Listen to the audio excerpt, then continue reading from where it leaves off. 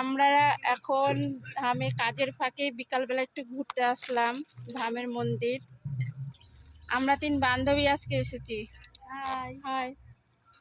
এই যে সঙ্গে করে এগুলো আমরা নিয়ে এসেছি হ্যাঁ খাবার জন্য। কি করবো আমাদের তো বয়ফ্রেন্ড নেই, তাই এই যে দেখাও আমাদের সব গার্লফ্রেন্ড। আমি জল নিয়ে এসেছি, এই দেখো কত কিছু খাবার নিয়ে এসেছি। দেখো এই দেখেন আমরা কি কি খাবার নিয়ে এসেছি। এই যে এগুলো আমরা খাবো এখন 3 জন মিলে, সেই মজা হবে কিন্তু। অবশ্য বয়ফ্রেন্ড নেই এ কথাটা বলবো না, কারণ আমরা বয়ফ্রেন্ড চাই না, আমাদের গার্লফ্রেন্ডই যথেষ্ট। চুপ করে এসেছি তো, সেই জন্য আমাদের এখানে আমাদের এক পরিচিত বন্ধুর সাথে দেখা হয়ে গেছে।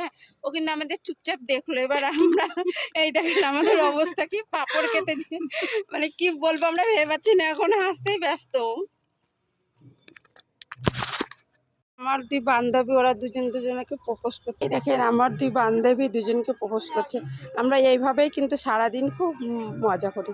বান্ধবী কিন্তু চুপ করে ফুল ছিঁড়ছে। এই দেখেন এবার কিন্তু ব্যাগ, এই দেখেন এবার কিন্তু ব্যাগে নিয়ে নিল। এই দেখেন